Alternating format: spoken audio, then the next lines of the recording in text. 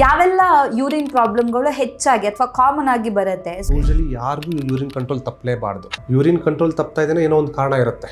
Urinary system ಅನ್ನೋದು ತುಂಬ complex, ನೀವು ಅನ್ಕೊಳ್ಳೋಷ್ಟು ಈಸಿ ಅಲ್ಲ. ಸರ್ ಲೈಟಾಗಿ ಬರ್ನ್ ಆಗ್ತಾ ಇದೆ ಸರ್ ಅಂತ ಬರ್ತಾರೆ, ಸುಮ್ಮನೆ ನೀರು ಕುಡಿದ ತಕ್ಷಣ ಹೋಗುತ್ತೆ ಅನ್ನೋದು ತಪ್ಪು. ಯೂರಿನ್ ಕಲರ್ ತುಂಬಾ ಡಾರ್ಕ್ ಯೆಲ್ಲೋ ಇತ್ತು ಅಥವಾ ಗಾಢವಾದ ಹಳದಿ ಬಣ್ಣ ಇತ್ತು ಅಂತ ಹೇಳಿದ್ರೆ ಅದು ಡಿಹೈಡ್ರೇಷನ್ ಇಂದ ಮಾತ್ರನೇ ಆಗಿರುತ್ತೆ. ಎಷ್ಟು ಯೂರಿನಲ್ಲಿ ಬರೋ ನೀರು ಕಡಿಮೆ ಆಗ್ತಾ ಹೋಗುತ್ತೆ ಅದರ ಪ್ರಕಾರ ಕಲರ್ ಚೇಂಜ್ ಆಗ್ತಾ ಹೋಗುತ್ತೆ. ನಿನ್ನೆ ತಾನೇ ನನ್ನ ಕ್ಲಿನಿಕಲ್ಲಿ ಒಬ್ರು ಪೇಷಂಟ್ ಬಂದಿದ್ರು, ಸರ್ ನನ್ನ ಯಾಕೋ ಯೂರಿನ್ ಸ್ವಲ್ಪ ಬೇರೆ ಕಲರ್ ಬರ್ತಾ ಇದೆ ಸರ್ ಅಂತ. ಒಂದು ಸ್ಯಾಂಪಲ್ ತೋರಿಸಿ ಅಂತ ಅಂದರೆ ಅವ್ರ ಫೋಟೋನು ಹೊಡ್ಕೊಂಬಂದಿದ್ರು. ಅವ್ರಿಗೆ ಡಿಹೈಡ್ರೇಷನ್ಗೂ ಮತ್ತು ಬೇರೆ ಕಲರ್ಗೂ ವ್ಯತ್ಯಾಸ ಗೊತ್ತಿರಲ್ಲ. ಏನು ಕಾಯಿಲೆ ಆಗಿದೆ ಡಯಾಗ್ನೋಸ್ ಮಾಡಬೇಕು, ಅದಾದಮೇಲೆ ಟ್ರೀಟ್ಮೆಂಟ್ ಕೊಡಬೇಕು. ಸುಮ್ಮನೆ ಏನೋ ಒಂದು ಟ್ರೀಟ್ಮೆಂಟ್ ಕೊಟ್ಟರೆ ಪ್ರಯೋಜನ ಆಗಲ್ಲ. ಇನ್ನು ಕೆಲವರಿಗೆ ಮೂತ್ರ ವಿಸರ್ಜನೆ ಮಾಡ್ಬೇಕಾದ್ರೆ ನೊರೆ ಬರುತ್ತೆ, ಸೊ ಅದು ಯಾವ ಕಾರಣಕ್ಕೋಸ್ಕರ? ಸೊ ಪ್ರೋಟೀನ್ಸು ಯೂರಿನಲ್ಲಿ ಬರಲೇಬಾರ್ದು, ಬಂತಂದರೆ ಏನೋ ಪ್ರಾಬ್ಲಮ್ ಇದೆ ಕಿಡ್ನಿಲಿ ಅಂತ ಅರ್ಥ. ಒಬ್ಬರು ಪೇಷಂಟ್ ಕೆಂಪು ಯೂರಿನ್ ಬಗ್ಗೆ ಮಾತಾಡ್ತಾ ಇದೆ, ಅವ್ರಿಗೆ ಏನು ತೊಂದರೆ ಇರಲಿಲ್ಲ. ಸುಮ್ಮನೆ ಒಂದ್ಸಲಿ ಸ್ವಲ್ಪ ಕೆಂಪಗೆ ಬಂತು ಯೂರಿನ್. ಅವ್ರಿಗೆ ಟೆಸ್ಟ್ ಮಾಡಿ ನೋಡ್ಸಿದ್ರೆ CT ಸ್ಕ್ಯಾನ್ ಒಂದು ಕಲ್ಲು ನಾರ್ಮಲ್ ಆಗಿ ಯೂರಿನ್ ಕಲರ್ ಅನ್ನೋದು ಪೇಲ್ ಸ್ಟ್ರಾ ಕಲರ್, ಒಂದು ಹುಲ್ಲಿನ ಕಡ್ಡಿ ಥರ. ನೀವೇ ಒಂದು ಎಕ್ಸ್ಪೆರಿಮೆಂಟ್ ಮನೇಲಿ ಮಾಡ್ಬೋದು. ಒಂದು ಗ್ಲಾಸ್ ನೀರು ಸ್ವಲ್ಪ ತಗೊಂಡು ಅದಕ್ಕೆ ಉಪ್ಪು ಹಾಕ್ತಾ ಹೋಗಿ, ಅದು 1 ಪಾಯಿಂಟ್ ಉಪ್ಪು ಕರಗೋದಿಲ್ಲ. Same thing applies to urine also. ಯಾವಾಗ ನೀರಿನ ಅಂಶ ಕಡಿಮೆ ಆಗಿ ಉಪ್ಪಿನ ಅಂಶ ಜಾಸ್ತಿ ಆಗುತ್ತೆ ಅದು ಕ್ರಿಸ್ಟಲೈಸ್ ಆಗಿ ಸ್ಟೋನ್ ಫಾರ್ಮ್ ಆಗುತ್ತೆ. ಸೊ ಯೂರಿನ್ ಕೆಲವ್ರದ್ದು ಜಾಸ್ತಿ ಸ್ಮೆಲ್ ಇರುತ್ತೆ ಅಂತ ಹೇಳ್ತಾರೆ, ಅದು ಯಾವ ಕಾರಣಕ್ಕೋಸ್ಕರ ಅಂತ? ವಾಶ್ರೂಮ್ ಅಲ್ಲಿ ಯೂರಿನ್ ಮಾಡಿ ಬರ್ತೀರಾ, ಫ್ಲಶ್ ಮಾಡ್ದಲ್ಲ ಇಲ್ಲ ನೀರು ಹಾಕ್ದಲೆ ಸ್ವಲ್ಪ ಹೊತ್ತಾದ್ಮೇಲೆ ಹೋಗಿ ನೋಡಿ ವಾಸನೆ ಹೊಡಿತಾ ಇರುತ್ತೆ. The same applies to the bladder also. ನಮ್ಮ ಬ್ಲಾಡರ್ ದೇವ್ರು ಕೊಟ್ಟಿರೋದು ಒಂದು 3-4 ಅವರ್ಸ್ ಹೋಲ್ಡ್ ಮಾಡೋ ಅಷ್ಟು ಯೂರಿನ್ ಕೊಟ್ಟಿರ್ತಾರೆ. ಅದ್ರ ಮೇಲೆ ಪೋಸ್ಟ್ಪೋನ್ ಮಾಡೋದು ಅಪರೂಪಕ್ಕೆ ಮಾಡಿದ್ರೆ ಓಕೆ, ಪೋಸ್ಟ್ಪೋನ್ ಮಾಡೋದು ಕರೆಕ್ಟ್ ಅಲ್ಲ. ಇಲ್ಲಿ ಸತ್ಯ ಎಷ್ಟಿದೆ ಸುಳ್ಳು ಎಷ್ಟಿದೆ ಅಂತ ಫಾಲೋಅಪ್ ಬನ್ರಿ ಅಂತ ಪೇಷಂಟ್ಸ್ ಹೇಳಿದ್ರೆ ಚಿಕ್ಕ ಕಲ್ ನಾವ್ ಯಾಕೆ ಹೋಗ್ಬೇಕು ಅಂತ ಅನ್ಕೊಂಡು ಸುಮ್ಮನೆ ಅಸಡ್ಡೆ ತೋರಿಸಿದ್ರೆ ಇದೆಲ್ಲ ಪ್ರಾಬ್ಲಮ್ ಆಗೋ ಚಾನ್ಸಸ್ ಉಂಟು. ಈಗ ಮಹಿಳೆಯರಲ್ಲಿ ಮೆನೋಪಾಸ್ ಆದ್ಮೇಲೆ ಅವರಿಗೆ ಯೂರಿನ್ ಕಂಟ್ರೋಲ್ ತಪ್ಪುತ್ತೆ ಅಂತ ಹೇಳ್ತಾರೆ. ಹೆಂಗಸರಲ್ಲಿ ಯೂರಿನ್ ಕಂಟ್ರೋಲ್ ತಪ್ಪುತ್ತೆ ಅಂತ ಹೇಳಿದ್ರಲ್ಲ, ಮೆನೋಪಾಸ್ ಆದ್ಮೇಲೆ ಯೂಶಲಿ ಅದು ರಾಂಗ್. ಹೇಳ್ದಂಗೆ ನಮ್ಮ ಇಂಡಿಯಾ ಒಂದು ಡಯಾಬಿಟಿಸ್ ಕ್ಯಾಪಿಟಲ್. ಎಲ್ಲರೂ ಅನ್ಕೊಳ್ಳೋದು ಅಷ್ಟೇ, ಶುಗರ್ ಇದೆ ಬಿಡು ಅದಕ್ಕೆ ಎದ್ದೋಗ್ತೀನಿ ಅಂತ. ಬಟ್ ಅದಲ್ದಲ್ಲೂ ಎಷ್ಟೊಂದು ಕಾರಣಗಳು ಇರ್ತವೆ. ಎಷ್ಟೊಂದು ಜನ ಕೇಳ್ತಾರೆ, ಸರ್ ಬಿಯರ್ ಕುಡಿದ ಕಲ್ಲೆಲ್ಲ ಹೊಟ್ಟೋಗ್ಬಿಡುತ್ತಲ್ವಾ ಸರ್ ಅಂತ. ಸರ್ ಬಿಯರ್ ಕುಡಿದ ಕಲ್ಲೆಲ್ಲ ಹೊಟ್ಟೋಗ್ಬಿಡುತ್ತಲ್ವಾ ಸರ್ ಅಂತ.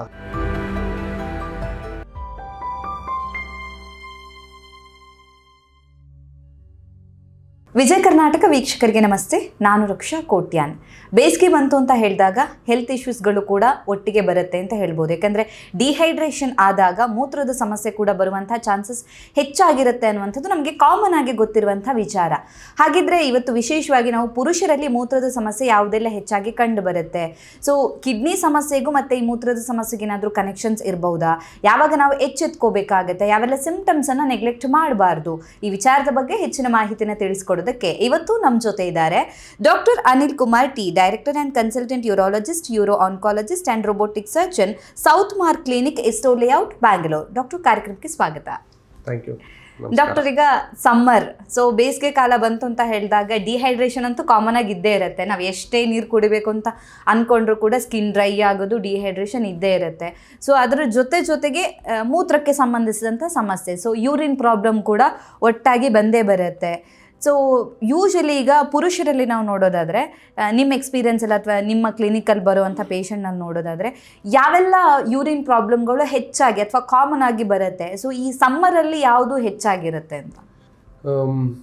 ಯೂರಿನ್ ಪ್ರಾಬ್ಲಮ್ ಎಲ್ಲ ಕಾಲದಲ್ಲೂ ಬರುತ್ತೆ, ಬಟ್ ಸಮ್ಮರಲ್ಲಿ ಏನಾಗುತ್ತೆ, ಒಬ್ಬೊಬ್ಬರಿಗೆ ಈ ಸರಿಗೆ ನೀರು ಕುಡಿಲಿಲ್ದಾಗ, ಅಂದರೆ ನಾರ್ಮಲ್ ಆಗಿ ಎಷ್ಟು ಕುಡಿತಾ ಇದ್ರು ಮುಂಚೆ ಅಷ್ಟೇ ಕುಡಿತಾ ಇರ್ತಾರೆ. ಸ್ವೆಟ್ಟಿಂಗ್ ಇಂದ ತುಂಬ ಜಾಸ್ತಿ ಇನ್ಸೆನ್ಸಿಬಲ್ ಲಾಸಸ್ ಅಂತ ಕರಿತೀವಿ. ಅಂದರೆ ಸ್ವೆಟ್ಟಿಂಗ್ ಇಂದ ಆಗೋದು, ಉಸಿರಾಡೋದ್ರಿಂದ ಆಗೋದು.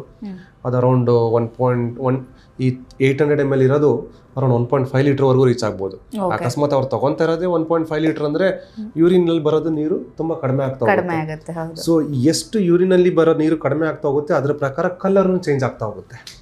ನಾರ್ಮಲ್ ಆಗಿ ಯೂರಿನ್ ಕಲರ್ ಅನ್ನೋದು ಪೇಲ್ ಸ್ಟ್ರಾ ಕಲರ್, ಒಂದು ಹುಲ್ಲಿನ ಕಡ್ಡಿ ಥರ. ಅದಾದಮೇಲೆ ಯಾವಾಗ ನೀರಿನ ಅಂಶ ಕಡಿಮೆ ಆಗ್ತಾ ಹೋಗುತ್ತೆ ಯೂರಿನಲ್ಲಿ, ಆ ಯೆಲ್ಲೋನೆಸ್ ಇನ್ಕ್ರೀಸ್ ಆಗ್ತಾ ಹೋಗುತ್ತೆ. ನೆಕ್ಸ್ಟ್ ಯೆಲ್ಲೋ ಕಲರ್ ಆಗುತ್ತೆ. ಇನ್ನೂ ಸ್ವಲ್ಪ ಕಡಿಮೆ ಆದ ತಕ್ಷಣ ಆರೆಂಜ್ ಆಗುತ್ತೆ, ಡೀಪ್ ಆರೆಂಜ್ ಆಗುತ್ತೆ.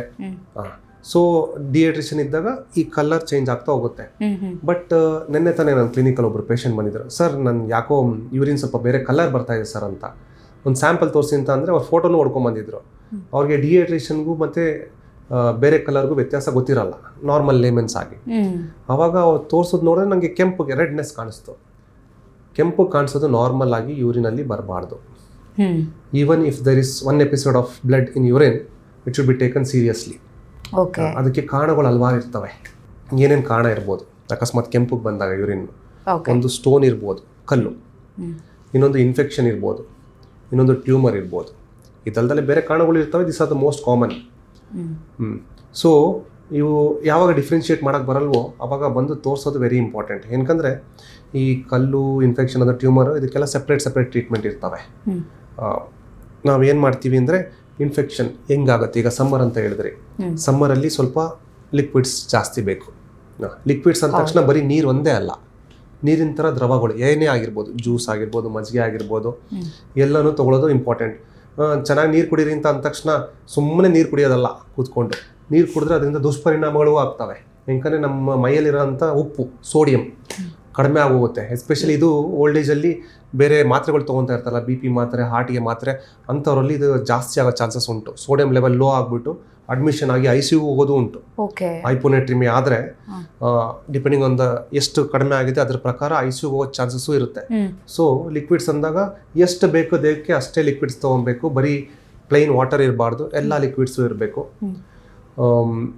ನೆಕ್ಸ್ಟ್, ಈಗ ಸಮ್ಮರಲ್ಲಿ ಎಷ್ಟೊಂದು ಜನ ಬರ್ತಾರೆ, ಸ್ವಲ್ಪ ಕಾನ್ಸಂಟ್ರೇಟೆಡ್ ಆಗಿದ್ದಾಗ ಯೂರಿನ್ನು ಸರ್ ಲೈಟಾಗಿ ಬರ್ನ್ ಆಗ್ತಾ ಇದೆ ಸರ್ ಅಂತ ಬರ್ತಾರೆ. ಯಾಕೋ ಯೂರಿನ್ನು ಆ ಥರ ಲೈಟಾಗಿ ಬರ್ನ್ ಆಗ್ತಾ ಇದ್ದಾಗ ನಾವು ಮಾಮೂಲಿಯಾಗಿ ಏನು ಡಿಹೈಡ್ರೇಷನಿಂದ ಆಗ್ತಾ ಇದೆಯಾ ಇಲ್ಲ ಇನ್ಫೆಕ್ಷನ್ ಇದೆಯಾ ಅನ್ನೋದು ನಾವು ಒಂದು ಕಂಡುಹಿಡಿಬೇಕು. ಅದಕ್ಕೆ ನಾವು ಒಂದು ಸಿಂಪಲ್ ಟೆಸ್ಟ್, ಯೂರಿನ್ ಪಾಸ್ ಮಾಡಬೇಕಾದ್ರೆ ಸಿಂಪಲ್ ಒಂದು ಬರ್ನಿಂಗ್ ಸೆನ್ಸೇಷನ್ ಒಂದೊಂದ್ಸಲಿ ಕಲ್ಲಿದ್ದಾಗಲೂ ಯೂರೇಟ್ರಲ್ಲಿ ಆಗುತ್ತೆ, but most common infection. So dehydration ಇಂದನೂ ಆಗ್ಬೋದು ಆಸ್ ಯು ಟೋಲ್ಡ್. ಅವಾಗ ಡಿಹೈಡ್ರೇಷನಿಂದ ಆಗಿರೋದಕ್ಕೋ ಇಲ್ಲ ಇನ್ಫೆಕ್ಷನಿಂದ ಆಗಿರೋದಕ್ಕೋ ಅಂತ ನೋಡ್ಕೊಳ್ಳೋಕ್ಕೆ ಒಂದು simple urine test, urine routine ಆಗಿರ್ಬೋದು, ಯೂರಿನ್ ಕಲ್ಚರ್ ಮಾಡಿಸ್ತೀವಿ. ಯೂರಿನ್ ರೊಟೀನಲ್ಲಿ ಪಸ್ ಸೆಲ್ಸ್, ಲ್ಯೂಕೋಸೈಟ್ಸ್, ನೈಟ್ರೇಟ್ಸ್ ಅದು ಇದು ಪಾಸಿಟಿವ್ ಇದ್ದಾಗ ಅಂಥವ್ರಿಗೆ ನಾವು ಆ್ಯಂಟಿಬಾಡಿ ಕೊಟ್ಟು ಟ್ರೀಟ್ ಮಾಡಬೇಕು. ಸುಮ್ಮನೆ ನೀರು ಕುಡಿದ ತಕ್ಷಣ ಹೋಗುತ್ತೆ ಅನ್ನೋದು ತಪ್ಪು. ಅದಕ್ಕೆ ಕಾರಣಗಳು ಹಲವಾರು ಇರ್ತವೆ. ಅದಕ್ಕೆ ನಾನು ಅವಾಗಿಂದ ಏನು ಹೇಳ್ತೀನಿ, ನಾನು ಏನೇ ವಿಡಿಯೋ ಮಾಡಿದ್ರು ಅದರಲ್ಲಿ ಒಂದು ಸ್ಪೆಸಿಫಿಕ್ ಆಗಿ ಹೇಳ್ತೀನಿ, ಏನು ಕಾಯಿಲೆ ಆಗಿದೆ ಡಯಾಗ್ನೋಸ್ ಮಾಡಬೇಕು, ಅದಾದಮೇಲೆ ಟ್ರೀಟ್ಮೆಂಟ್ ಕೊಡಬೇಕು. ಸುಮ್ಮನೆ ಏನೋ ಒಂದು ಟ್ರೀಟ್ಮೆಂಟ್ ಕೊಟ್ಟರೆ ಪ್ರಯೋಜನ ಆಗಲ್ಲ. ಆಲ್ವೇಸ್ ಏನು ತೊಂದರೆ ಇದೆ ಅಂತ ತಿಳ್ಕೊಂಡು ಟ್ರೀಟ್ಮೆಂಟ್ ಮಾಡಬೇಕು. ಯಾಕಂದ್ರೆ ಇನ್ಫೆಕ್ಷನ್ಗೆ ಬೇರೆ ಟ್ರೀಟ್ಮೆಂಟ್, ಕಲ್ಗೆ ಬೇರೆ ಟ್ರೀಟ್ಮೆಂಟ್. ಸೊ ಈಗ ಅವಾಗಲೇ ಮಾತಾಡ್ತಾ ಇದ್ದಂಗೆ ಒಬ್ಬರು ಪೇಷಂಟ್ ಕೆಂಪು ಯೂರಿನ್ ಬಗ್ಗೆ ಮಾತಾಡ್ತಾ ಇದೆ. ಅವ್ರಿಗೆ ಏನು ತೊಂದರೆ ಇರಲಿಲ್ಲ, ಸುಮ್ಮನೆ ಒಂದ್ಸಲಿ ಸ್ವಲ್ಪ ಕೆಂಪಗೆ ಬಂತು ಯೂರಿನ್. ಅವ್ರಿಗೆ ಟೆಸ್ಟ್ ಮಾಡಿ ನೋಡ್ಸಿದ್ರೆ CT ಸ್ಕ್ಯಾನಲ್ಲಿ ಒಂದು ದೊಡ್ಡ ಕಲ್ಲು ಕಿಡ್ನಿಲಿ ಕೂತ್ಕೊಂಡಿತ್ತು, ಕಿಡ್ನಿ ಸ್ಟೋನ್ ಆಗಿತ್ತು. ಎಸ್, ಕಲ್ಲು ಯಾವಾಗ ಕಿಡ್ನಿಲಿ ಕೂತ್ಕೊಂಡಿರುತ್ತೆ ಅದು ಕಿಡ್ನಿ ಒಳಗಡೆ ಇರೋವರೆಗೂ ಏನು ತೊಂದರೆ ಮಾಡಲ್ಲ. ಒಂದೊಂದ್ಸಲಿ ಈ ಥರ ರಕ್ತ ಆಗ್ಬೋದು, ಪದೇ ಇನ್ಫೆಕ್ಷನ್ ಆಗ್ಬೋದು ಸ್ವಲ್ಪ ಜನರಲ್ಲಿ. ಸೊ ಅದಕ್ಕೆ ನೋವು ಬರಲ್ಲ. ದೊಡ್ಡ ಕಲ್ಲು ಕೆಳಗಡೆ ಪಾಸ್ ಆಗೋದು ತುಂಬ ಕಷ್ಟ. ಅದಕ್ಕೆ ಅಲ್ಲೇ ಕೂತ್ಕೊಂಡು ಅದು ದೊಡ್ಡದಾಗ್ತಾ ಹೋಗುತ್ತೆ.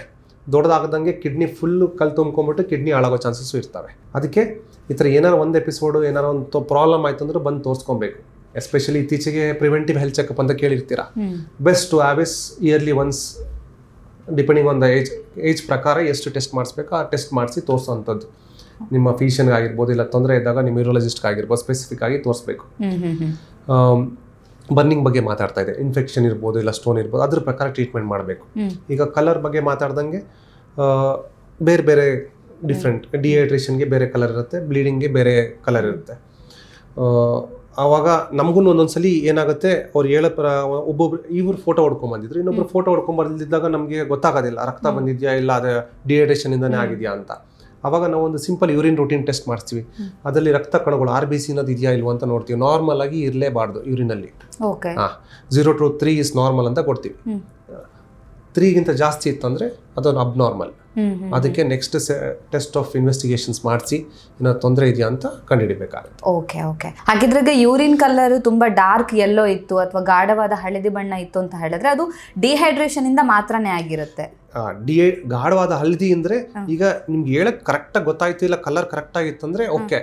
ನಿಮ್ಗೆ ಈ ಬ್ಲೀಡಿಂಗ್ ಪಿಂಕ್, ಲೈಟ್ ಪಿಂಕ್ ಒಂದೊಂದ್ಸಲಿ ಡಿಫ್ರೆನ್ಶಿಯೇಟ್ ಮಾಡಕ್ ಬರಲ್ಲ ಅಂದ್ರೆ ಬೆಟರ್ ಟು ಕನ್ಸಲ್ಟ್ ಎಕ್ಸ್ಪರ್ಟ್ ಡಾಕ್ಟರ್ನ ಕನ್ಸಲ್ಟ್ ಮಾಡಬಹುದು. ಆದರೆ ಸಡನ್ ಆಗಿ ಈಗ ನಾವು ಅಬ್ಸರ್ವ್ ಮಾಡಿದಾಗ ಓಕೆ ನಾನು ಹಾಸ್ಪಿಟಲ್ಗೆ ಹೋಗ್ಬೇಕು ಅಂದಾಗ ಫಸ್ಟ್ ನನ್ನ ಬಾಡಿಲಿ ಏನಾಗಿದೆ ಅನ್ನೋದು ನಮಗೆ ಗೊತ್ತಿರ್ಬೇಕಲ್ಲ, ಅಂದ್ರೆ ನೋಡಿದಾಗ ಒಂದು ಅಂದಾಜ್ ಮಾಡೋದಕ್ಕಾದ್ರೂ ಆಗ್ಬೇಕಲ್ಲ. ಸೊ ಯೂಶಲಿ ಈಗ ಯೆಲ್ಲೋ ಕಲರ್ ಬಂತು ಹೇಳಿದಾಗ ಅದು ಮೇ ಬಿ ಡಿಹೈಡ್ರೇಷನ್ ಆಗಿರಬಹುದು. ಒಂದ್ ವೇಳೆ ಕಲರ್ ಪಿಂಕ್ ಅಥವಾ ರೆಡ್ಡಿಶ್ ಆ ತರ ಬಂದಾಗ ಇನ್ಫೆಕ್ಷನ್ ಆಗಿರ್ಬೋದು, ಸ್ಟೋನ್ ಆಗಿರುವಂತ ಟ್ಯೂಮರ್ ಆಗಿರ್ಬೋದು, ಇನ್ಫೆಕ್ಷನ್ ಆಗಿರ್ಬೋದು, ಸ್ಟೋನ್ ಟ್ಯೂಮರ್ ಆಗಿರ್ಬೋದು, ಟ್ಯೂಮರ್ ಚಾನ್ಸಸ್ ಕೂಡ ಇರುತ್ತೆ. ಟ್ಯೂಮರ್ ಅಂದ ತಕ್ಷಣ ಟ್ಯೂಮರ್ ಕಾಮನ್ ಆಗಿ ಏಜ್ ಆದ್ಮೇಲೆ ಬರ್ತಕ್ಕಂಥ. ಬಟ್ ಹಂಗಂತ ಅಂದ್ರೆ ಚಿಕ್ಕ ವಯಸ್ಸಲ್ಲಿ ಬರಲ್ಲ ಅಂತ ಏನಿಲ್ಲ. ಚಿಕ್ಕ ವಯಸ್ಸಲ್ಲೂ ಟ್ಯೂಮರ್ಗಳು ನೋಡಿದೀವಿ ನಾವು. 20 ವರ್ಷದಲ್ಲೂ ಬ್ಲಾಡರ್ ಕ್ಯಾನ್ಸರ್ ನೋಡಿದೀವಿ, 20 ವರ್ಷದಲ್ಲೂ ಕಿಡ್ನಿ ಕ್ಯಾನ್ಸರ್ ನೋಡಿದೀವಿ. ಸೊ ಅದನ್ನ we should not miss that. ಚಿಕ್ಕದಾಗಿದ್ದಾಗಲೇ ತೆಗೆದು ಬಿಟ್ರೆ we can achieve some cure or at least some control in certain patients. Okay. ಇನ್ನು ಕೆಲವರಿಗೆ ಮೂತ್ರ ವಿಸರ್ಜನೆ ಮಾಡ್ಬೇಕಾದ್ರೆ ನೊರೆ ಬರುತ್ತೆ. ಸೊ ಅದು ಯಾವ ಕಾರಣಕ್ಕೋಸ್ಕರ? ನೊರೆ ಬರೋ ಕಾರಣಗಳಂದ್ರೆ ಒಂದು ನೀವು ಹೇಳ್ದಂಗೆ ಡಿಹೈಡ್ರೇಷನ್ ಅಲ್ಲಿ ಆಗ್ಬೋದು, ಇಲ್ಲ ಅಂದ್ರೆ ಪ್ರೋಟೀನ್ ಲೀಕ್. ಪ್ರೋಟೀನ್ ಅಂದ್ರೆ ಯೂಶಲಿ ಆಲ್ಬುಮಿನ್ ಇಲ್ಲ ಬೇರೆ ಪ್ರೋಟೀನ್ಸ್ ಲೀಕ್ ಆದಾಗ ಯೂರಿನಲ್ಲಿ, ಯೂರಿನ್ ಜೋರಾಗಿ ಫೋರ್ಸ್ ಆಗಿ ಹೋದಾಗ ನೊರೆ ಬರ್ತಕ್ಕಂಥದ್ದು. ಈ ಪ್ರೋಟೀನ್ ಲೀಕ್ ಬರೋಕ್ಕೆ ಕಾರಣಗಳು ಹಲವಾರು. ಯಾವಾಗ ಕಿಡ್ನಿ ಡ್ಯಾಮೇಜ್ ಆಗುತ್ತೆ, ಯೂಶಲಿ ಪ್ರೋಟೀನು ಯೂರಿನಲ್ಲಿ ಕಾಣಿಸ್ಕೊಳ್ಳೇಬಾರ್ದು. ಪ್ರೋಟೀನ್ನ ಫಿಲ್ಟರ್ ಮಾಡಿ ವಾಪಸ್ ಬ್ಲಡ್ಗೆ ಹಾಕುತ್ತೆ kidney. Kidney is a filtration system ನಮ್ಮ ಬಾಡಿಲಿ, ಗೊತ್ತಿರ್ಬೋದು. ಸೊ ಪ್ರೋಟೀನ್ಸ್ ಯೂರಿನಲ್ಲಿ ಬರಲೇಬಾರ್ದು. ಬಂತಂದ್ರೆ ಏನೋ ಪ್ರಾಬ್ಲಮ್ ಇದೆ ಕಿಡ್ನಿಲಿ ಅಂತ ಅರ್ಥ. ಅದಕ್ಕೆ ಹಲವಾರು ಕಾರಣಗಳು ಇರ್ಬೋದು, ಲೈಕ್ ಶುಗರ್ ಇರ್ಬೋದು, BP ಇರ್ಬೋದು, ಇಲ್ಲ ಕಿಡ್ನಿ ಸಮಸ್ಯೆ ಇರ್ಬೋದು, ನಾವು ಪೈಲೋನೆಫ್ರೈಟಿಸ್ ಕಿಡ್ನಿ ಇನ್ಫೆಕ್ಷನ್ ಆಗಿರ್ಬೋದು. ಇದೆಲ್ಲ ತೊಂದರೆಗಳು ಇರ್ತವೆ. ಸೊ ಅದಲ್ದಲೆ ನೊರೆಗೆ ಕಿಡ್ನಿ ಹಾಳಾಗೋದು ಅಲ್ದಲೆ ಇನ್ಫೆಕ್ಷನ್, ಯೂರಿನರಿ ಇನ್ಫೆಕ್ಷನ್ ಅಲ್ಲೂ ಒಂದೊಂದ್ಸಲಿ ನೊರೆ ಬರುತ್ತೆ. ನೊರೆ ಬರುತ್ತೆ, ಸ್ವಲ್ಪ ಫೌಲ್ ಸ್ಮೆಲ್ಲಿಂಗ್ ಇರುತ್ತೆ. ಅವಾಗಲೇ ಯೆಲ್ಲೋ ಕಲರ್ ಬಗ್ಗೆ ಮಾತಾಡ್ತಾ ಇದ್ವಿ. ಯೆಲ್ಲೋ ಕಲರ್ ಅಂದ ತಕ್ಷಣ ಬರೀ ಡಿಹೈಡ್ರೇಷನ್ ಒಂದೇ ಅಲ್ಲ, ಇನ್ಫೆಕ್ಷನ್ ಟೈಮಲ್ಲೂ ಎಲ್ಲೋ ಆಗಿರುತ್ತೆ. ಓಕೆ. ಸೊ ಯೂರಿನ್ ಕೆಲವ್ರದ್ದು ಜಾಸ್ತಿ ಸ್ಮೆಲ್ ಇರುತ್ತೆ ಅಂತ ಹೇಳ್ತಾರೆ, ಅದು ಯಾವ ಕಾರಣಕ್ಕೋಸ್ಕರ ಅಂತ? ಎಸ್, ಯೂರಿನ್ ಸ್ಮೆಲ್ ಡಿಪೆಂಡ್ಸ್ ಆಗುತ್ತೆ. ಈಗ ಇನ್ಫೆಕ್ಷನ್ ಇದ್ದಾಗ ಅವಾಗಲೇ ಈಗ ಮಾತಾಡ್ದಂಗೆ ನಾನು ಜಸ್ಟ್ ಇನ್ಫೆಕ್ಷನ್ ಅಲ್ಲಿ ಯೂರಿನ್ ಸ್ಮೆಲ್ ಸ್ವಲ್ಪ ಜಾಸ್ತಿ ಆಗ್ತಾ ಹೋಗುತ್ತೆ. ಅದಲ್ದಲೆ ಯಾವಾಗ ಯೂಶಲಿ ಯೂರಿನ್ ಖಾಲಿ ಮಾಡಾದ್ಮೇಲೆ ನಾರ್ಮಲ್ ಆಗಿ 0 ml ಉಳ್ಕೊಂಡಿರ್ಬೇಕು ಬ್ಲಾಡರಲ್ಲಿ. ವಯಸ್ಸಾಗ್ತಾ ಆಗ್ತಾ ಸ್ವಲ್ಪ ಜಾಸ್ತಿ ಆಗ್ತಾ ಹೋಗುತ್ತೆ.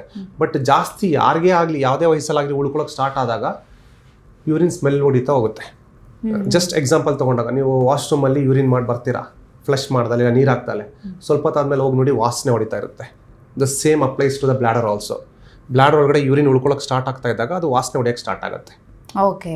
ಸೊ ಮುಂಚೆಗಿಂತ ಜಾಸ್ತಿ ಇನ್ನು ಸ್ಟೋರ್ ಆಗ್ತಾ ಇರುತ್ತೆ, ಅವಾಗ ಸ್ಮೆಲ್ ಜಾಸ್ತಿ. ಯೂರಿನ್ ಖಾಲಿ ಆಗದಲ್ಲೇ ಇದ್ದಾಗ, ನಾವು ಯೂರಿನ್ ಮಾಡಿದ್ಮೇಲೂ ಫುಲ್ ಖಾಲಿ ಆಗ್ತಾ ಇರಲ್ಲ, ಎಂಟಿ ಆಗ್ತಾ ಇರಲ್ಲ ಬ್ಲಾಡರ್ ಇಂದ, ಅಂತ ಟೈಮಲ್ಲೂ ಸ್ಮೆಲ್ ಬರ್ಬೋದು. ಓಕೆ. ಓಕೆ ಡಾಕ್ಟರ್, ಹಾಗಿದ್ರೆ ಇದಕ್ಕೆ ಪ್ರಿವೆನ್ಷನ್ ಯಾವ ರೀತಿಯಾಗಿ ಮಾಡಬೇಕಾಗುತ್ತೆ ಅಂತ? ಇನ್ಫೆಕ್ಷನ್ ಆದ್ರೆ ಟ್ರೀಟ್ ಮಾಡ್ಬೋದು. ಪ್ರಿವೆನ್ಷನ್ ಅನ್ನೋದು ಅದೇ, ಇನ್ಫೆಕ್ಷನ್ಗೆ ಎಷ್ಟೊಂದು ಕಾರಣಗಳು ಇರ್ತಾವೆ, ಅದ್ರ ಪ್ರಕಾರ ಪ್ರಿವೆನ್ಷನ್ ಹುಡುಕ್ಬೇಕಾಗತ್ತೆ. ಹೈಜೀನ್ ಮೇಂಟೈನ್ ಮಾಡೋದಾಗ್ಲಿ, ಬೇರೆ ಕಾಯಿಲೆಗಳಿಂದನೂ ಇನ್ಫೆಕ್ಷನ್ ಆಗೋದು, ಶುಗರ್ ಇಂದ ಆಗಿರ್ಬೋದು, ಇಲ್ಲ ಇಮ್ಯುನಿ ಸಪ್ರೆಷನ್ ಆಗಿ ಅಂದ್ರೆ ಬಾಡಿಲಿ ಇಮ್ಯುನಿಟಿ ಕಡಿಮೆ ಆದಾಗಿಂದ ಆಗಿರ್ಬೋದು. ಒಂದು ವೇಳೆ ಅದು ಕಿಡ್ನಿ ಸ್ಟೋನ್ ನೀವು ಹೇಳಿದ್ರೆ ಕಲರ್ ಚೇಂಜ್ ಆಗಿರ್ಬೋದು, ಅಂದರೆ ರೆಡ್ ಬಂತು ಅಥವಾ ಲೈಟ್ ಪಿಂಕ್ ಬಂತು ಅಂತ ಹೇಳಿದ್ರೆ ಕಿಡ್ನಿ ಸ್ಟೋನ್ ಕೂಡ ಆಗಿರ್ಬೋದು ಅಂತ ಹೇಳಿದ್ರಿ. ಸೊ ಕಿಡ್ನಿ ಸ್ಟೋನ್ ಅಂತ ಬಂದಾಗ ತುಂಬ ಜನ ಹೇಳ್ತಾರೆ ಲೈಕ್ ಜಾಸ್ತಿ ನೀರು ಕುಡಿದ್ಬಿಟ್ರೆ ಹೋಗ್ಬಿಡುತ್ತಂತೆ, ಲೈಕ್ ಹಾಗೆ ಯೂರಿನ್ ಪಾಸ್ ಮಾಡ್ಬೇಕಾದ್ರೆ ಹೋಗ್ಬಿಡುತ್ತೆ. ಸೊ ಕೆಲವರು ಹೇಳ್ತಾರೆ ಆಪರೇಷನ್ ಮಾಡುವಂಥ ಅಗತ್ಯ ಇರೋದಿಲ್ಲ ಅಂತ. ಸೊ ಈ ಎಲ್ಲ ವಿಚಾರದ ಬಗ್ಗೆ ಏನು ಹೇಳ್ತಾರೆ? ಇಲ್ಲಿ ಸತ್ಯ ಎಷ್ಟಿದೆ, ಸುಳ್ಳು ಎಷ್ಟಿದೆ ಅಂತ? ಕಿಡ್ನಿ ಕಲ್ಲು ಕಿಡ್ನಿಲಿರೋವರೆಗೂ ಏನು ತೊಂದರೆ ಮಾಡಲ್ಲ, ಅದಕ್ಕೆ ಅವ್ರಿಗೆ ತೋರಿಸ್ಕೊಳ್ಳೋಕ್ಕೂ ಬರಲ್ಲ. ಒಂದೊಂದ್ಸಲಿ ಸುಮ್ಮನೆ ಏನೋ ಒಂದು ಅಲ್ಟ್ರಾಸೌಂಡ್ ಸ್ಕ್ಯಾನ್ ಬೇರೆ ಸ್ಕ್ಯಾನ್ ಮಾಡಿದಾಗ ಗೊತ್ತಾಗುತ್ತೆ. ಅದು ಬಂದು ಯುರೇಟ್ರಲ್ಲಿ ಜಾರ್ಕೊಂಡು ಕಿಡ್ನಿ ಟ್ಯೂಬಲ್ಲಿ ಜಾರ್ಕೊಂಡು ಬಿದ್ದಾಗಲೇ ತುಂಬಾ ನೋವು ಬರುತ್ತೆ. Depending on the size of the stone, ಕಲ್ಲಿಂದ ಸೈಜ್ ಪ್ರಕಾರ ಎಲ್ಲಿ ಇದೆ ಅನ್ನೋ ಪ್ರಕಾರ ನಾವು ಟ್ರೀಟ್ಮೆಂಟ್ ಆಪ್ಷನ್ಸ್ನ ಅವ್ರಿಗೆ ಕೊಡ್ತೀವಿ. ಯೂಶಲಿ ಪೇನ್ ಬಂದಾಗ ಪೇನ್ ಕಿಲ್ಲರ್ಸ್ ಕೊಟ್ಟು ಸ್ವಲ್ಪ ಕೆಳಗಡೆ ಇಳಿಯೋಕ್ಕೆ ಆಲ್ಫಾ ಬ್ಲಾಕರ್ಸ್ನ ಕೊಟ್ಟರೆ ಚಿಕ್ಕ ಕಲ್ಲುಗಳೆಲ್ಲ ಯೂಶಲಿ ಹೊರಗಡೆ ಬರ್ತವೆ. ಅರೌಂಡ್ 4-5 mm ಕಲ್ಲೆಲ್ಲ ಹೊರಗಡೆ ಬರೋ ಚಾನ್ಸಸ್ ಇರುತ್ತೆ. ಬಟ್ ಇಷ್ಟು ಹೇಳಿದ ತಕ್ಷಣ ಎಲ್ಲರೂ 4-5 mm ಎಲ್ಲ ಹೊರಗಡೆ ಬಂದ್ಬಿಡುತ್ತೆ, ಟ್ರೀಟ್ಮೆಂಟ್ ಮಾಡಿಸ್ಕೊಳ್ಳೋದು ಬೇಡ ಅಂತ ಅನ್ನೋದು ತಪ್ಪು. ಯಾಕಂದರೆ ಈ ಒಂದೊಂದ್ಸಲಿ ಚಿಕ್ಕ ಕಲ್ಲನ್ನು ಫುಲ್ ಬ್ಲಾಕ್ ಮಾಡಿಬಿಡುತ್ತೆ ಯೂರಿನ್ ಟ್ಯೂಬ್ನ. ಅದು ಯಾರಲ್ಲಾಗುತ್ತೆ ಅನ್ನೋದು ಹೇಳೋದು ಕಷ್ಟ. ಫುಲ್ ಬ್ಲಾಕ್ ಮಾಡಿದಾಗ ಯೂರಿನ್ನು ಫ್ಲೋ ಆಗ್ತಾ ಇರಲ್ಲ. ಅವಾಗ ಏನಾಗಬೇಕು, ಕಿಡ್ನಿಲಿ ಪ್ರೊಡ್ಯೂಸ್ ಆಗಿದ್ದು ಯೂರಿನ್ ಎಲ್ಲ ಕಿಡ್ನಿ ಊತ ಆಗ್ತಾ ಅಲ್ಲಿ ಫಾರ್ನಿಷಿಯಲ್ ರಪ್ಚರ್ ಅಂತ ಕರಿತೀವಿ. ಅಂದರೆ ಕಿಡ್ನಿನೇ ಒಡೆದೋಗೋಂಥದ್ದು. ಕಿಡ್ನಿ ಒಡೆದೋಗಿ ಕಿಡ್ನಿ ಸುತ್ತ ಯೂರಿನ್ ಕಲೆಕ್ಷನ್ ಆಗುತ್ತೆ, ಪೆರಿನೆಫ್ರಿಕ್ ಯೂರಿನೋಮಾ. ಇದು ಆಗ್ಬೋದು. ಇದು ಎಷ್ಟೊಂದು ಕೇಸಸ್ ನೋಡಿದ್ದೀವಿ.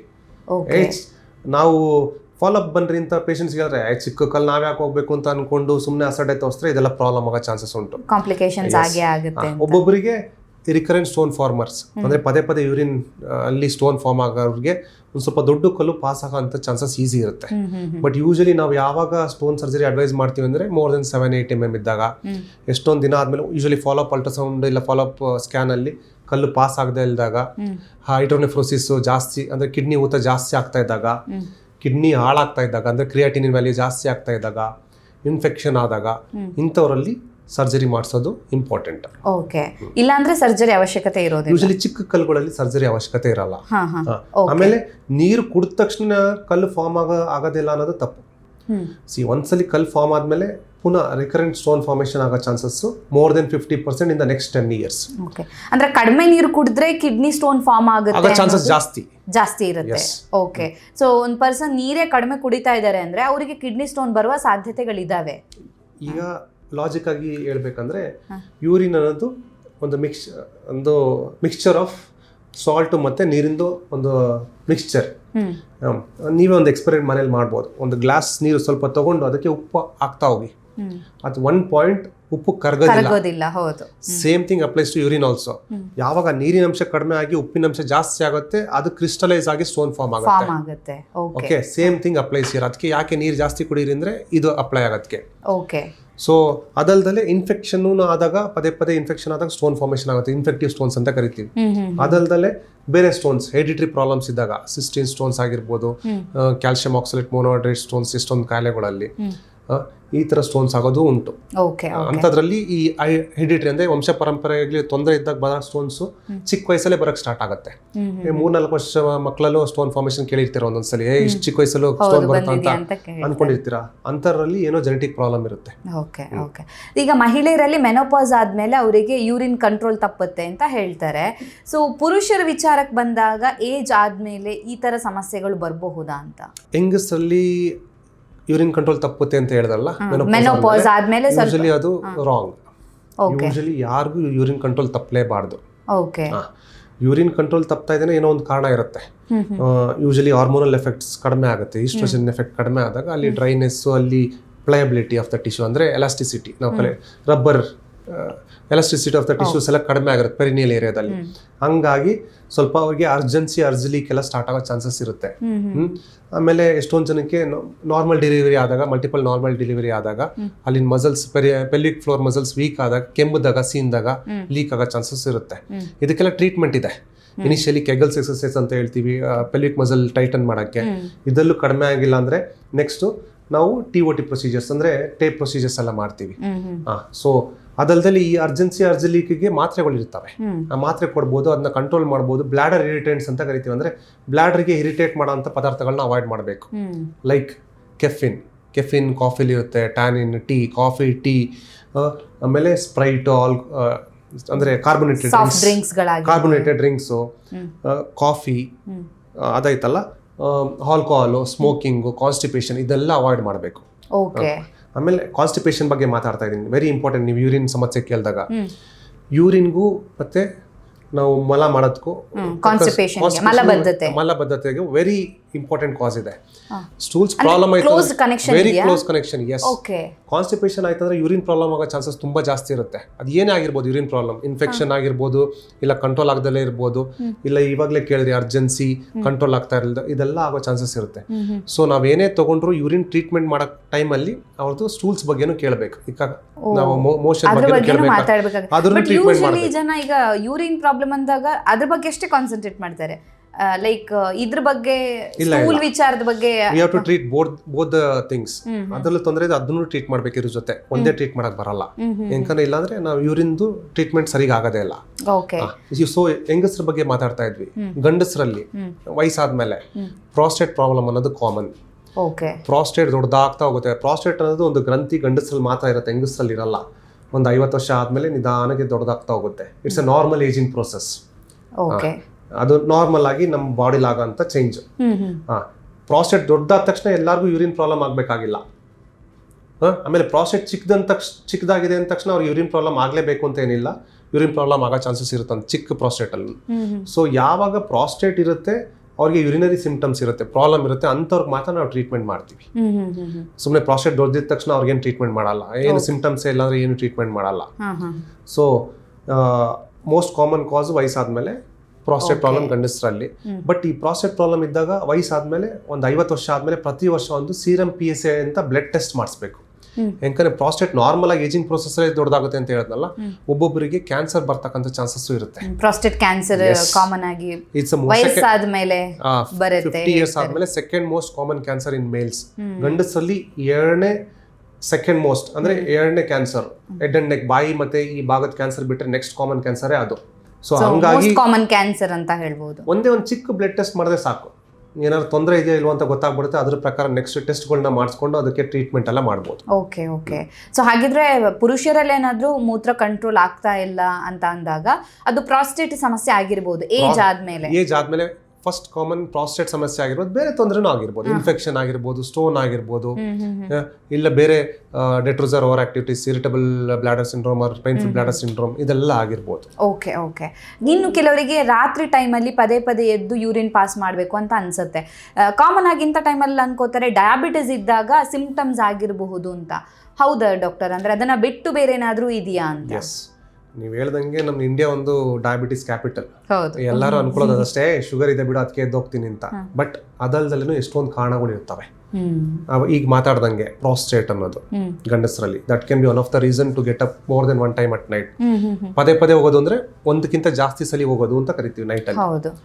ಸೊ ಅದಲ್ದಲೆ ಹಾರ್ಟ್ ಪ್ರಾಬ್ಲಮ್ ಇರೋರಿಗೆ, ಕಾಲು ಊತ ಎಷ್ಟೊಂದು ಜನಕ್ಕೆ ಬರುತ್ತಲ್ಲ, BP ಇರೋರಿಗೆ, ಅಂಥವ್ರಿಗೆ ಮಲ್ಕೊಂಡ್ಮೇಲೆ ಏನಾಗುತ್ತೆ, ಕಾಲಲ್ಲಿರೋ ನೀರೆಲ್ಲ ವಾಪಸ್ ಬ್ಲಡ್ಗೆ ಹೋಗಿ ಬ್ಲಡ್ಡಿಂದ ಕಿಡ್ನಿಲಿ ಫಿಲ್ಟರ್ ಆಗಿ ಯೂರಿನ್ ಪ್ರೊಡಕ್ಷನ್ ನೈಟಲ್ಲಿ ಜಾಸ್ತಿ ಆಗುತ್ತೆ.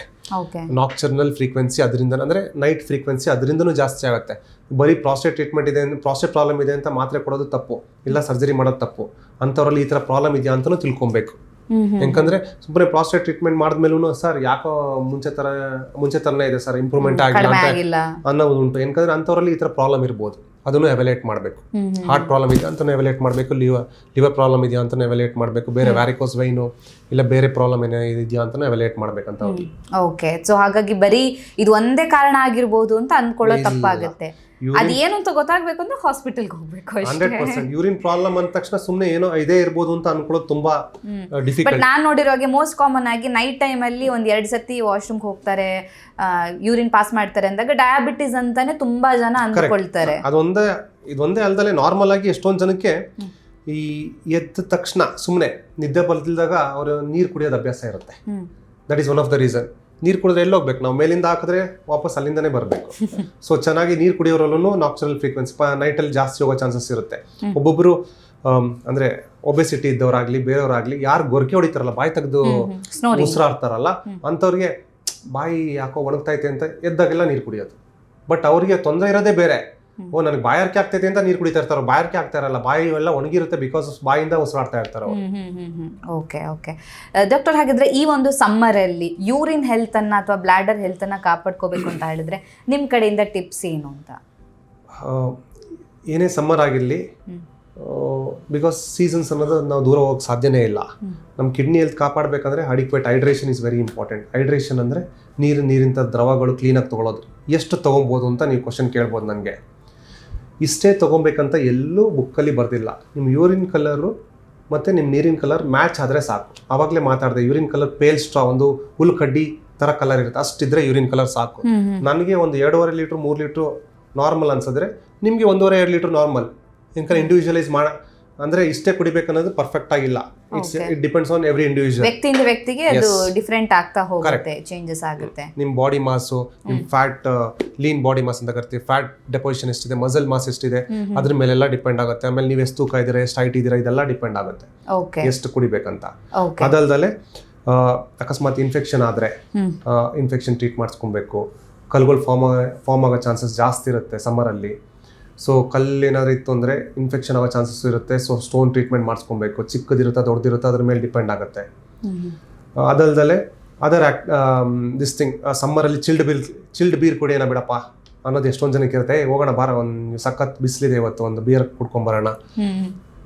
ಬಿಯರ್ ಅನ್ನೋದು ಎಷ್ಟೊಂದು ಜನ ಕೇಳ್ತಾರೆ, ಸರ್ ಬಿಯರ್ ಕುಡಿದ್ರೆ ಕಲ್ಲೆಲ್ಲ ಹೊಟ್ಟೋಗ್ಬಿಡುತ್ತಲ್ವಾ ಸರ್ ಅಂತ. ಬಿಯರ್ ಕುಡಿದಾಗ ಯೂರಿನ್ ಪ್ರೊಡಕ್ಷನ್ ಜಾಸ್ತಿ ಆಗುತ್ತೆ. ಯೂರಿನ್ ಆವಾಗಲೇ ಹೇಳ್ದಂಗೆ ನೀರು ಜಾಸ್ತಿ ಆದಾಗ ಚಿಕ್ಕ ಕಲ್ಲೆಲ್ಲ ಫ್ಲಶ್ ಔಟ್ ಆಗ್ತವೆ. But beer contains lot of oxalate and uric acid. ಕಲ್ ಫಾರ್ಮೇಷನ್ ಆಗೋ ಚಾನ್ಸಸ್ ತುಂಬ ಜಾಸ್ತಿ ಇರುತ್ತೆ. ಜೊತೆಗೆ ಡಿಹೈಡ್ರೇಷನ್ ಉಂಟು ಮಾಡುತ್ತೆ ಬಿಯರ್, ನೀರೆಲ್ಲ ಹೊರಗಡೆ ಹಾಕ್ಬಿಟ್ಟು. ಸೊ ಡಿಹೈಡ್ರೇಷನ್ನು ಮತ್ತು ಅದರಲ್ಲಿರೋ ಆಕ್ಸಲೇಟ್ ಮತ್ತು ಯೂರಿಕ್ ಆ್ಯಸಿಡ್ ಜಾಸ್ತಿ ಇರೋದ್ರಿಂದ ಕಲ್ ಫಾರ್ಮೇಷನ್ ಜಾಸ್ತಿ ಆಗ್ತಾ ಹೋಗುತ್ತೆ. So beer is not A solution for stone. Beer can cause stone. Okay. So ಅದರಿಂದ ಬರುವಂತ ಸಾಧ್ಯತೆ ಜಾಸ್ತಿ. ಎಸ್. ಓಕೆ. ಈ ಸಿಟ್ಟಿಂಗ್ ಜಾಬ್ ಅಲ್ಲಿ ಇರೋರಿಗೆ ಏನಾದ್ರೂ ಯೂರಿನ್ ಪ್ರಾಬ್ಲಮ್ ಬರೋ ಸಾಧ್ಯತೆ ಇರುತ್ತಾ? ಜಾಸ್ತಿ ಡೆಸ್ಕ್ ಜಾಬ್ ಮಾಡೋರಿಗೆ, ಅಂದ್ರೆ ಫಿಸಿಕಲ್ ಆಕ್ಟಿವಿಟಿ ಕಡಿಮೆ ಇರುತ್ತೆ. ಸಿಟ್ಟಿಂಗ್ ಜಾಬ್ ಅಂತ ಅನ್ನೋದಕ್ಕೆ ಕಷ್ಟ. ಈ ನಾರ್ಮಲ್ ಆಗಿ ಬ್ಲಾಡರ್ ಒಂದು ಎಲಾಸ್ಟಿಕ್ ಸ್ಟ್ರಕ್ಚರ್, ಬಲೂನ್ ಇದ್ದಂಗೆ. ಇಷ್ಟೇ ಕೆಪಾಸಿಟಿ ಹೋಲ್ಡ್ ಮಾಡ್ಬೇಕಂತ ಇರುತ್ತೆ ಅದಕ್ಕೆ. ಕೂತ್ಕೊಂಡು ಕೆಲಸ ಮಾಡ್ತಾ ಅವರು ಮರ್ತೋಗ್ಬಿಡ್ತಾರೆ ಯೂರಿನ್ ಮಾಡ್ಬೇಕಂತ, ಇಲ್ಲಾಂದ್ರೆ ಪೋಸ್ಟ್ಪೋನ್ ಮಾಡ್ತಾ ಹೋಗ್ತಾರೆ, ಬಿಡು ಇನ್ನೊಂದು ಅರ್ಧ ಗಂಟೆ ಹೋಗೋಣ, ಇನ್ನೊಂದು ಅರ್ಧ ಗಂಟೆ ಹೋಗೋಣ. ಸೊ ಬ್ಲಾಡರ್ನ ತುಂಬಾ ಹಿಗ್ಗಿಸೋದು, ಊದಿಸೋದು ತುಂಬಾ ಪ್ರಾಬ್ಲಮ್ಯಾಟಿಕ್. ಕಂಟ್ರೋಲ್ ಮಾಡೋದು. ನಮ್ಮ ಬ್ಲಾಡರ್ ದೇವ್ರು ಕೊಟ್ಟಿರೋದು ಒಂದು 3-4 hours ಹೋಲ್ಡ್ ಮಾಡೋ ಅಷ್ಟು ಯೂರಿನ್ ಕೊಟ್ಟಿರ್ತಾರೆ. ಅದ್ರ ಮೇಲೆ ಪೋಸ್ಟ್ಪೋನ್ ಮಾಡೋದು ಅಪರೂಪಕ್ಕೆ ಮಾಡಿದ್ರೆ ಓಕೆ, ಪೋಸ್ಟ್ಪೋನ್ ಮಾಡೋದು ಕರೆಕ್ಟ್ ಅಲ್ಲ. Every 3 to 4 hours time dividing ಮಾಡೋದು ವೆರಿ ಇಂಪಾರ್ಟೆಂಟ್. ಯಾಕಂದ್ರೆ ಹೋಗ್ತಾ ಎಲಾಸ್ಟಿಸಿಟಿ ಅನ್ನೋದು ಬ್ಲಾಡರಿಂದ ಹೊರಟೋಗ್ಬಿಡುತ್ತೆ. ಆಮೇಲೆ ಹೋಗ್ತಾ ಯೂರಿನ್ ಉಳ್ಕೊಳ್ಳೋದು, ಅವಾಗಲೇ ಮಾತಾಡಿದ್ನಲ್ಲ, ಯೂರಿನ್ ಉಳ್ಕೊಳ್ಳೋಕೆ ಸ್ಟಾರ್ಟ್ ಆಗುತ್ತೆ, ವಾಸನೆ ಹೊಡೆಯೋಕ್ಕೆ ಸ್ಟಾರ್ಟ್ ಆಗುತ್ತೆ, ಪದೇ ಇನ್ಫೆಕ್ಷನ್ ಆಗೋಕ್ಕೆ ಸ್ಟಾರ್ಟ್ ಆಗುತ್ತೆ, ಸ್ಟೋನ್ ಫಾರ್ಮೇಷನ್ ಆಗೋಕ್ಕೆ ಸ್ಟಾರ್ಟ್ ಆಗುತ್ತೆ. ಇದೆಲ್ಲ ವೆರಿ ಇಂಪಾರ್ಟೆಂಟ್. ಓಕೆ, ಹಾಗಿದ್ರೆ ದಿನಕ್ಕೆ ಎಷ್ಟು ಸಲ ನಾವು ಯೂರಿನ್ ಪಾಸ್ ಮಾಡಬೇಕು ಅಂತ? ಅಂದ್ರೆ ನೀರು ಕುಡಿಬೇಕು, ಬಟ್ ಕೆಲವರು ಹೇಳ್ತಾರೆ ನೀರು ಕುಡಿದ್ರು ನನಗೆ ಯೂರಿನ್ ಬರ್ತಾ ಇಲ್ಲ, ಅಂದ್ರೆ ಸಮ್ಮರ್ ಅಲ್ಲಿ ಪ್ರಾಬ್ಲಮ್ ಇರಬಹುದು, ಬಟ್ ಕಾಮನ್ ಆಗಿ ಎಷ್ಟು ಸಲ ಯೂರಿನ್ ಪಾಸ್ ಮಾಡಬೇಕು ಅಂತ ಇಡೀ ದಿನದಲ್ಲಿ ನೋಡೋದಾದ್ರೆ ಅಂದಾಜು ಹೇಳ್ಬೋದು? ಯೂರಿನ್ ಎಷ್ಟು ಪಾಸ್ ಮಾಡಬೇಕು ಅನ್ನೋದು ವೆರಿ ಡಿಫಿಕಲ್ಟ್ ಟು ಟೆಲ್.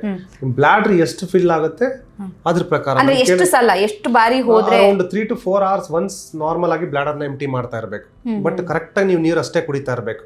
ಅದು ಐಡಿಯಲ್ ಸಿಚುವೇಶನ್ ಬರೋದು ತುಂಬಾ ಕಷ್ಟ. ಈಗ ಕೆಲಸದಲ್ಲಿ ಬಿಸಿ ಇದ್ದಾಗ ನಾವು ಈಗ ಒಂದು ಕಡಿಮೆ ಕುಡಿದಿರ್ತೀವಿ, ಒಂದು 3-4 hours ಮೇಲೆ ಸ್ವಲ್ಪ ಜಾಸ್ತಿ ಕುಡಿತೀವಿ. ಸೊ ಆ ಪೀರಿಯಡ್ ಅಲ್ಲಿ ನಾವು ಹೋಗಿರಲ್ಲ, ಇನ್ನೊಂದು 2 hour ಎಕ್ಸ್ಟೆಂಡ್ ಆಗುತ್ತೆ. ಸೊ ಬ್ಲಾಡರ್ ಎಷ್ಟು ಫುಲ್ ಆಗಿರುತ್ತೆ ಅದ್ರ ಮೇಲೆ ಡಿಪೆಂಡ್ ಆಗುತ್ತೆ, ರಾದರ್ ದೆನ್ ಎಷ್ಟು ಸಲ ಹೋಗ್ಬೇಕು ಅನ್ನೋದಕ್ಕಿಂತ ನೀವು ಯಾವ ಟೈಮಲ್ಲಿ ಎಷ್ಟು ನೀರು ಕುಡಿದಿರ್ತೀರ ಅದ್ರ ಮೇಲೆ ಡಿಪೆಂಡ್ ಆಗುತ್ತೆ. ಓಕೆ ಡಾಕ್ಟರ್, ಕೊನೆಯದಾಗಿ ಏನಾದರೂ ಹೇಳಕ್ಕೆ ಇಷ್ಟಪಡ್ತೀರಾ ಯೂರಿನ್ ಹೆಲ್ತ್ ಬಗ್ಗೆ? ಯೂರಿನರಿ ಸಿಸ್ಟಮ್ ಅನ್ನೋದು ತುಂಬಾ ಕಾಂಪ್ಲೆಕ್ಸ್, ನೀವು ಅನ್ಕೊಳ್ಳೋಷ್ಟು ಈಸಿ ಅಲ್ಲ. ನೀವೇ ಮನೆ ಮದ್ದು ಮಾಡ್ಕೊಳ್ಳೋದು ಅದೆಲ್ಲ ತುಂಬ ಡಿಫಿಕಲ್ಟ್ ಅನಿಸುತ್ತೆ. ಅವಾಗಲೇ ಮಾತಾಡ್ದಂಗೆ ಚಿಕ್ಕ ಪುಟ್ಟದಿದ್ದರೆ ಏನೋ ಟ್ರೀಟ್ ಮಾಡ್ಬೋದು, ತುಂಬ ಲೇಟೆಸ್ಟ್ ಸ್ಟೇಜ್ಗೆ ಹೋದಾಗೆಲ್ಲ ಟ್ರೀಟ್ ಮಾಡೋದು ತುಂಬ ಕಷ್ಟ ಆಗುತ್ತೆ. ಇನ್ಫೆಕ್ಷನ್ನು ಬ್ಲ್ಯಾಡ್ರಲ್ಲಿದ್ದಾಗ ಈಸಿ ಟ್ರೀಟ್ ಮಾಡೋದು, ಅಕಸ್ಮಾತ್ ಅದೇ ಇನ್ಫೆಕ್ಷನ್ನು ಕಿಡ್ನಿಗೆ ಹೊರಟೋದ್ರೆ ನಿಮ್ಮ ಪ್ರಾಣಕ್ಕೆ ಅಪಾಯ ಬರೋ ಚಾನ್ಸಸ್ ಇರುತ್ತೆ. ಇದೆಲ್ಲ ಮನಸ್ಸಲ್ಲಿ ಇಟ್ಕೊಂಡು ಏನಾದ್ರು ತೊಂದರೆ ಇತ್ತು ಅಂದರೆ ನಿಮ್ಮ ಯೂರಾಲಜಿಸ್ಟ್ ಕನ್ಸಲ್ಟ್ ಮಾಡೋದು ಉತ್ತಮ. Okay, thank you sir, thank you so much. ನಮ್ಮ ಇವತ್ತಿನ ಕಾರ್ಯಕ್ರಮದಲ್ಲಿ ಯೂರಿನ್ ಹೆಲ್ತ್ನ ಬಗ್ಗೆ, ಅದರಲ್ಲೂ ಸಮ್ಮರಲ್ಲಿ ಯಾಕಷ್ಟು ಕೇರ್ ತಗೋಬೇಕು ಅನ್ನೋದ್ರ ಬಗ್ಗೆ ಒಂದು ಒಳ್ಳೆಯ ಮಾಹಿತಿಯನ್ನು ಆಡಿಯನ್ಸ್ಗೆ ಕೊಟ್ಟಿದ್ದೀರಾ. Thank you so much. Thank you, ಧನ್ಯವಾದಗಳು. ನಮ್ಮ ಇವತ್ತಿನ ಕಾರ್ಯಕ್ರಮದಲ್ಲಿ ಮೂತ್ರದ ಬಗ್ಗೆ ಅಥವಾ ಯೂರಿನ್ನ ಬಗ್ಗೆ ಡಾಕ್ಟರ್ ನಮಗೆ ಹೆಚ್ಚಿನ ಮಾಹಿತಿಯನ್ನು ತಿಳಿಸ್ಕೊಟ್ಟಿದ್ದಾರೆ. ಸೊ ಯೂರಿನ್ ಹೆಲ್ತನ್ನು ಕಾಪಾಡ್ಕೊಳ್ಳೋವಂಥದ್ದು ಎಷ್ಟು ಮುಖ್ಯ ಆಗುತ್ತೆ, ಅದರ ಜೊತೆಗೆ ಕಿಡ್ನಿ ಸ್ಟೋನ್ ಆಗಿರ್ಬೋದು ಅಥವಾ ಕಿಡ್ನಿ ಹೆಲ್ತನ್ನು ಹೇಗೆ ನೋಡ್ಕೋಬೇಕಾಗುತ್ತೆ, ಯಾವ ಮಿಸ್ಟೇಕ್ಸನ್ನು ಅವಾಯ್ಡ್ ಮಾಡಬೇಕು, ಎಲ್ಲ ವಿಚಾರದ ಬಗ್ಗೆ ಡಾಕ್ಟರ್ ನಮಗೆ ಹೆಚ್ಚಿನ ಮಾಹಿತಿಯನ್ನು ತಿಳಿಸ್ಕೊಟ್ಟಿದ್ದಾರೆ. ಆರೋಗ್ಯಕ್ಕೆ ಸಂಬಂಧಿಸಿದಂಥ ಹೆಚ್ಚಿನ ವಿಡಿಯೋಗಳನ್ನು ನಮ್ಮ ವಿಜಯ ಕರ್ನಾಟಕ ಹೆಲ್ತ್ ಪೇಜ್ನಲ್ಲಿ ನೀವು ನೋಡಬಹುದು.